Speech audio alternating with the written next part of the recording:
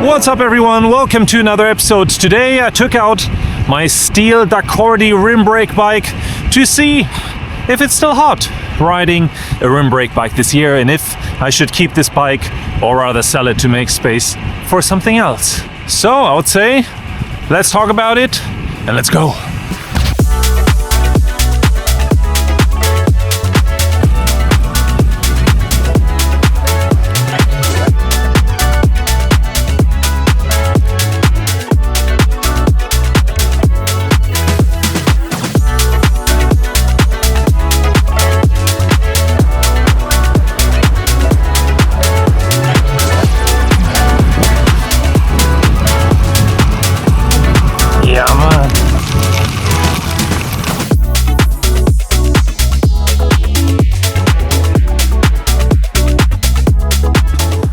Alright, so nice 50-kilometer ride today on this Daccordi X-Klein Concept steel rim brake bike. And the question is, as I mentioned, is it still hot riding a bike like this, particularly a rim brake bike, still this year? And I think the answer is absolutely. Because if you're looking for a bike right now, you see that the bike market price-wise is going crazy. Like everything is getting more and more and more expensive, and you always feel like whatever you currently have is not enough. There's always something that's even bigger, even lighter, even faster, whatever, even more aero.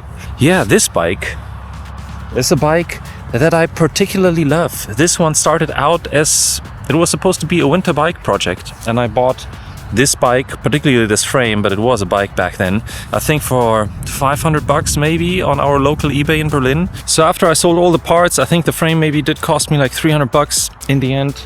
And I wanted to make it a bit more aero, so I added some 50mm Elite Wheels drive wheels, rim brake version, of course, for a rim brake bike. As I said, to make it a little bit aero and price performance wise, I think these wheels are fantastic. I mean, I don't think that it really gets better than that, particularly for a rim brake wheel set.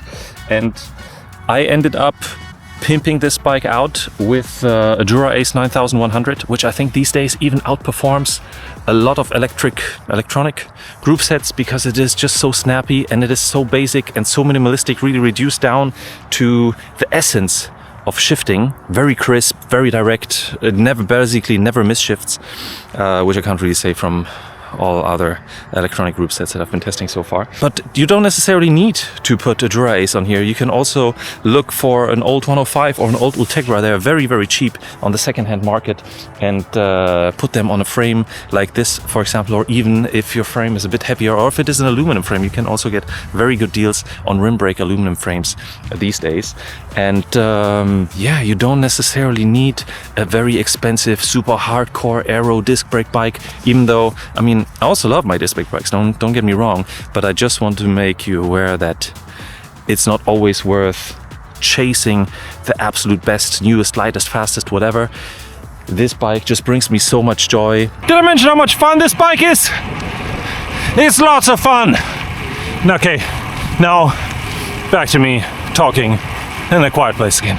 It brings me more joy than some of my way more expensive, like 3 or 4 times more expensive disc brake bikes.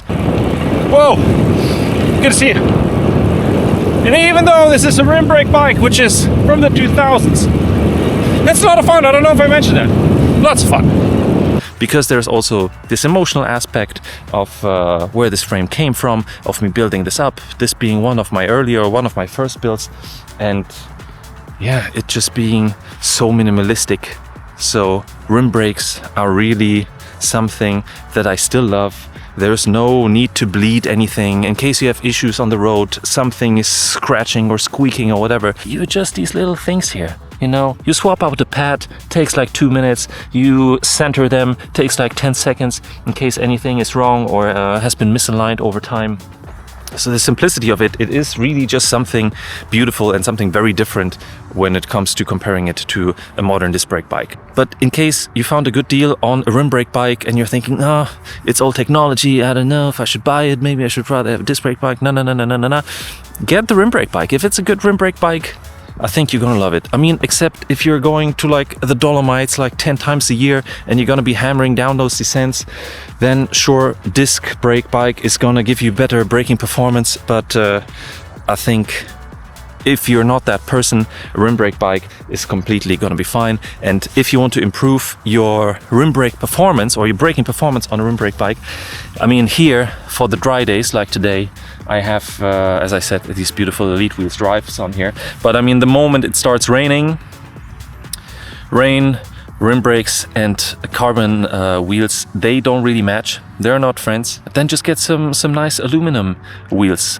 What was the name? DT Swiss Oxig something. I tested them, had them in Mallorca. The braking performance was incredible, I gotta say. Like, not disc brake level, but like really, really good. And definitely good enough to brake on those Mallorca climbs. And back in the day, I was braking a lot. I mean, I'm still braking a lot, but back then I was really braking a lot and was still fine. To come back to my question from the very beginning of this video, sell it or keep it? I think you might already know the answer. It is an absolute keep. I don't think that I'll ever sell this bike, already for the emotional aspect that it has for me, but it is also just so much fun to, after riding disc brake bikes and aero bikes for a long time, to get back to this, something that's so really condensed down to the bare minimum and essentials, and doing those really, really well. Yeah, always love it. So in case you haven't been riding a good rim brake bike, definitely give it a try. And if you're on the fence if you should buy that one rim brake bike, but you're questioning if it's not too old technology, I think you can definitely get it. Also, even if it's mechanical shifting, this is also, I think, a perfect pairing. Mechanical shifting and rim brakes, it's I think a perfect match if maintained well. So I hope you did enjoy this little episode about me talking about rim brakes. If you did, consider hitting that like button. Also consider subscribing, because I see a lot of you are watching my videos and are coming back, but you're not subscribed, and it would mean a lot to me if you would hit that subscribe button, and it would help out my channel as well. So with that, I'll say, as always, thanks a lot for watching, and I'll see you in the next one.